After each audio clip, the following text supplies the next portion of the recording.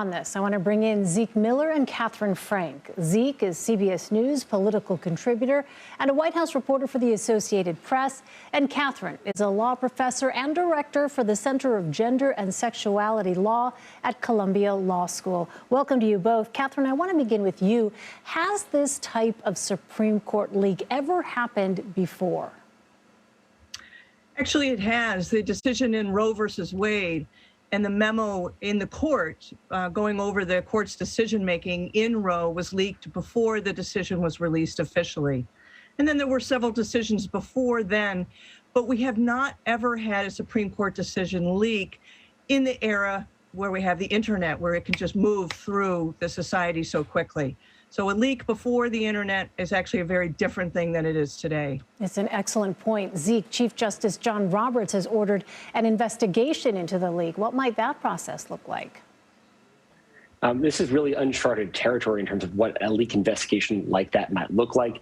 There are all sorts of protections for and regulations for executive branch investigations that are run by the Department of Justice, or what that would look like when the Chief Justice himself or the Marshal of the Supreme Court is ordering up an investigation. Who's carrying that out could all be novel. They're essentially writing the rules for themselves for the investigation they want to conduct. Yeah, I mean, do we know yet, is it still too early to say, rather, if the Justice Department would bring charges for those against those responsible for the leak?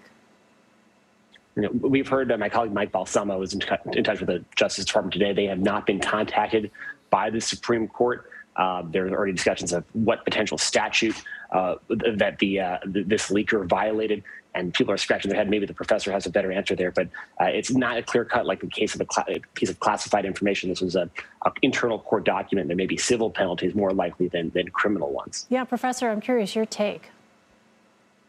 I think the greater penalty will likely be for that person's professional future. I don't understand it to be a crime to have leaked this kind of information.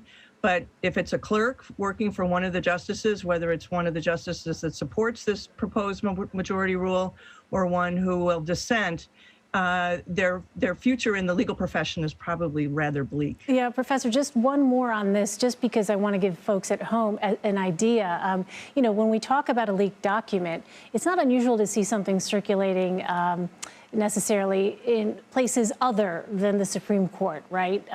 But give us a sense of how big or how small a circle of people would have had access to this particular document. Well, of course, all the justices and their clerks, but there are plenty of other people who work at the Supreme Court who, if a document is sitting around on a desk or in a Xerox machine, would have access to it. I suppose there's a possibility of a breach of the security of the email or the computer systems at the Supreme Court, which is probably less likely. But the thought that it would necessarily be a clerk is not, I think, a foregone conclusion. There are plenty of people who are in and out of that building who may have a view on the future of Roe versus Wade and feel like it's a good idea to release a draft opinion in this case. Well, Katherine, as we heard, 26 states are poised to outlaw abortion or weaken access. 13 states have trigger laws, including Mississippi, which is at the center of this potential decision. What are trigger laws, and how could this Mississippi case, Dobbs versus Jackson, ultimately end up overturning Roe versus Wade? Well, those are two very different questions. The first, as to trigger laws, what the folks who oppose abortion have done, and I would say quite effectively, is pass laws in a number of states, 14, 15 states, that effectively say that the moment that Roe versus Wade is overruled by the Supreme Court, abortion becomes a crime in their state. So no more action has to take place on the part of that legislature or any of the state actors in that state. That law springs into action in that moment. There will be some interesting questions about whether, depending on what the outcome of the final official outcome of the case looks like, of whether Roe has been officially overruled, thus that it would trigger those laws. But if the draft opinion we've seen now is what the final opinion looks like, then those laws would, I think, quite clearly be triggered, and abortion would automatically be rendered criminal in those states that have enacted trigger laws. Ultimately, Katherine, if this decision becomes official and Roe is overturned, who would be most impacted? There is no question that women of color and Black women will be most immediately and severely impacted, particularly in a state like Mississippi. They have a term in Mississippi for forced sterilization of Black women. It's called the Mississippi appendectomy. There were close to 200,000 Black women who were forcibly and without their consent sterilized before Roe versus Wade. Never mind the fact that Black women in Mississippi are 3 times as likely to die in childbirth. And that number has been shown in studies to likely increase by another 1/3 if abortion is no longer legal in that state. So Black women in their lives and their pregnancies are already putting them in jeopardy and in a situation where they are much, much more likely to die, even in the regime we live in now where Roe hangs by a mere thread.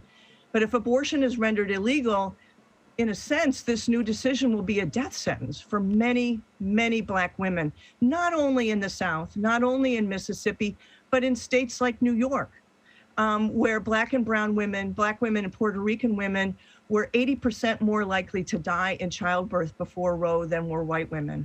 So the racial impact of this kind of decision is absolutely predictable, and it's quite clear that Black and brown women will be the ones who will suffer the most and first. Katherine Franke, we know you have to go. Thank you so much for joining us. We appreciate it. Zeke, let me ask you, the president says if the decision were to hold, a whole range of rights would be in question. What does he mean by this? And what is the president urging now? Can Congress step in? Now, this is stemming from sort of the way that this draft opinion goes about arguing that Roe should be overturned. Legal experts and White House officials are saying that it's painted with an overly broad brush. And even though there is a disclaimer that it should only apply to abortion, that same reasoning, that same rationale that goes in that would go in this draft opinion to overturning Roe could be used to overturn recent court decisions on same-sex marriage or longer, more established ones on access to contraception. That's something that would certainly there need to find its way through the courts the same way that this abortion fight has been working its way through the courts for years. So it's not an immediate effect, but it's sort of the White House is warning that could potentially be a downstream effect. And also that's dependent on what the court's final ruling is. This is the draft opinion. Does this get moderated and watered down a little bit, tempered by some of the other justices in the court? We'll have to wait and see. To that other question of sort of what the White House is doing, there's not a lot that they can do right now. The White House is saying they're preparing for all sorts of eventualities for whatever the court does rule in the next month or two. But in reality, that the president's message today, repeatedly, White House officials' message, Democrats' message has essentially been, this has to be solved by voters at the ballot box. There's not a lot that they can do without more pro-choice, abortion rights supporting Democratic lawmakers in Congress, because they can't remake the Supreme Court. They can't codify abortion rights into federal law without more votes here in Washington. And short of that, their hands are really tied. And so that's why this is likely to be a major part of Democrats' messaging heading into the November midterms. Major part indeed. Zeke Miller, thank you very much, Zeke. Thanks.